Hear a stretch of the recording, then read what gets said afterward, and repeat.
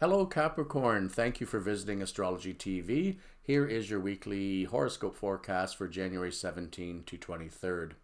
Well, we start the week with the very tail end of a Sun-Pluto conjunction. Last week would have been a good time for you to take a look at your foundations in life.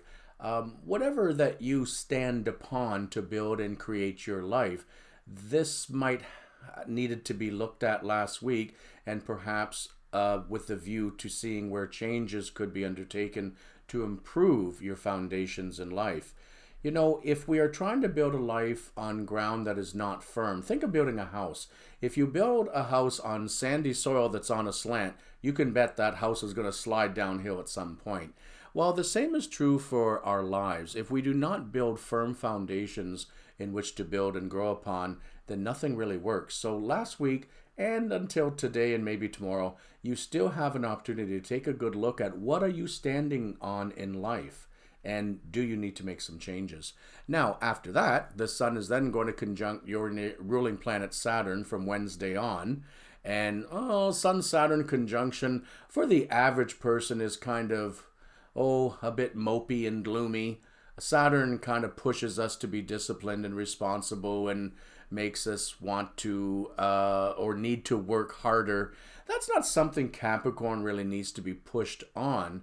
But whenever the Sun and Saturn get together in your sign, it does tend to make for you to be perhaps even a little more authoritarian, or a little bit down on yourself, perhaps a little bit critical of other people as well. In general, sometimes you are really hit hard with insecurity, and the sun normally will brighten an influence in a horoscope by sign and by house position. So if this is hitting Capricorn in the first house, yes, you might be feeling a bit down or gloomy this week. If not, if your Capricorn occurs elsewhere in the horoscope, it could be that you might be rolling up your sleeves and getting down to doing some work this week to straighten out some affairs. With the Mercury still firmly in the sign of Aquarius, that puts Mercury in an area of money and finances for you. And it is semi-sextiling Venus all week and Neptune from Wednesday on.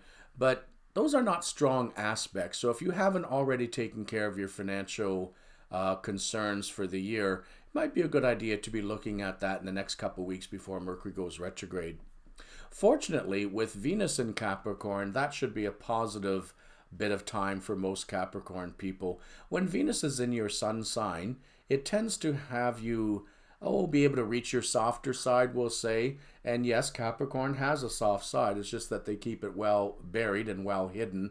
But that's part of what everybody likes about Capricorn. When you do allow that kinder, softer, gentler side of yourself out, everybody loves it because it's sincere and it's real and it's true. You should show your feelings a little more often, Capricorn. Everybody loves that.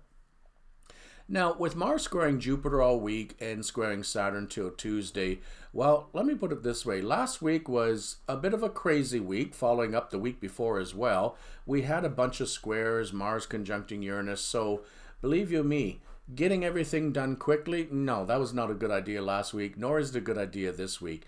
And in fact, with these squares from Mars to Jupiter and Saturn, and with Mars conjunct Uranus all week, it would really be a better idea if you take a look at taking your time about anything that you go about this week. Take the time to do it right. Don't take shortcuts, because if you do, these aspects tend to indicate something blowing up in your face, and you don't want that. Now, with Uranus now moving direct as well in Taurus, even though it's conjunct Mars, and that's kind of scary for a lot of people, hopefully for Capricorn, this Uranus-Mars conjunction is actually instigating some new directions for you.